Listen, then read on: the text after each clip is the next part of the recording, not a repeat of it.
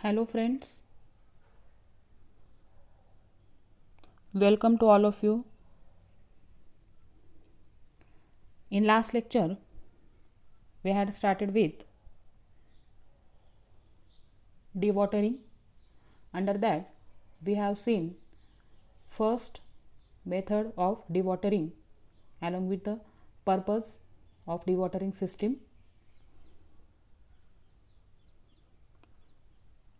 Generally, well points are installed for dewatering purposes,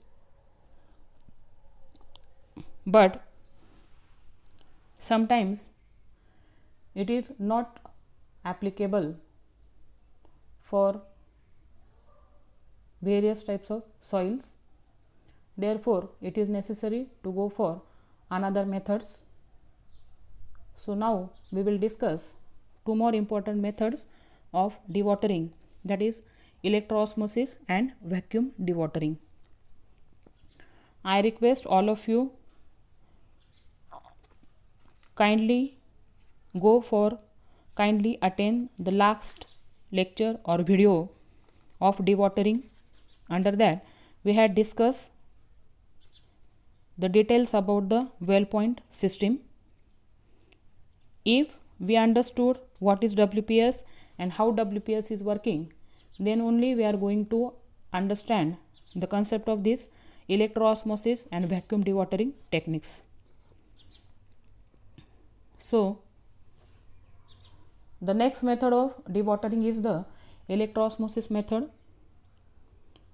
There are some silts, clayey silts and fine clayey silty sands that cannot be successfully drained by the previous method, that is WPS method, but can be drained by wells or well point combined with a flow of electricity through the soil to the well.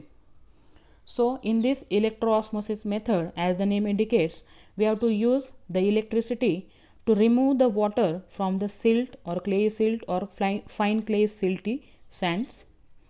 This method is also known as electrical drainage. It is used when no other method is suitable for dewatering. In this method, direct current electricity is applied from anodes. So here steel rods are used as an anode and cathodes are used as well points, that is small diameter filter wells. The principle behind this method is when a direct current is passed through a saturated soil, water moves towards cathode. But this method has high initial running cost and installation cost. So here we will see the working of electroosmosis method. So figure 1 shows the electroosmosis method of groundwater control. Here we can see cathode is installed as a wells and these are the anodes. So well point system is installed which will act as a cathode along with the pumping unit, and these are the steel rods which will act as a anode. Anode is in the form of a plates while cathode is in the form of a well. These cathode well systems are connected to pump. If two electrodes are given into, all of you kindly note here it is driven not given. If two electrodes are driven into saturated soil, as a direct current is passed between them. Water contained in the soil will migrate through the soil from the positive electrode, that is anode, to the cathode. Here whatever the groundwater is available to this area, once the electric current is passed through this anode, anode will act as a positive ions, and this, after passing electric current, this water will move from positive ions to the negative electrode, that is cathode. And once the water is collected at this place, a pumping unit is operated and water can be removed by a pumping unit. So likewise, this is a original water table level, and which is reduced to this one by using this electroosmosis method. Next method is the vacuum dewatering method. So this method is employed when the permeability of soil ranges from 10 raised to minus 5 to 10 raised to minus 7 meter per second.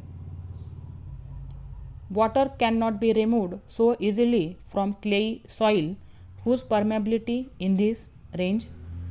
Therefore, it is required to create vacuum and hence hydraulic gradient. So, this is a system which is used for this dewatering, that is vacuum dewatering. Here we can see this is a ground level and we have to remove the water from this area. So here we can see a bentonite is put. Here we can see a bentonite is put so that a particular pressure will get developed to this area, and because of which the water is collected from this area to this unit. Here a filter screen is provided so that clay soil or clay material should not be entered in this pipe. This is a dewatering pipe, and after collecting the water to this area, the water will be taken from this dewatering pipe to the dumping area. Here we can see the working of a vacuum dewatering. Refer figure 3. Here we can see the various layers of soil is available. This is a silty sand, this is a silt, this is a sandy silt, again silt layer is there. So here this pumping unit is installed, and here we can see a bentonite seal is used so that vacuum will be created to this area and water will gets collected to this well point system. After collection of water to this area, a pumping unit is operated, and because of which the water gets removed to the dumping area or to the disposal area. So in this system, the borehole is taken up to a level to which dewatering has to be done. Up to a particular desired level, a borehole is taken. A coarse grained material is filled so as to filters between annular space up to 1 meter from ground level. Here a seal is filled up to a 1 meter length or depth, 1 meter depth. 1 meter space is filled by clay or bentonite material so as to create a vacuum in sand filter. Because of this seal, vacuum will be created. When vacuum pump is operated, vacuum pressure is created, and which permits hydraulic gradient to the water to flow, and then water can be discharged through this pipe by operating a pumping unit.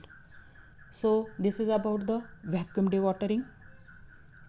So with this we will stop here. We'll continue in the next lecture. Thank you.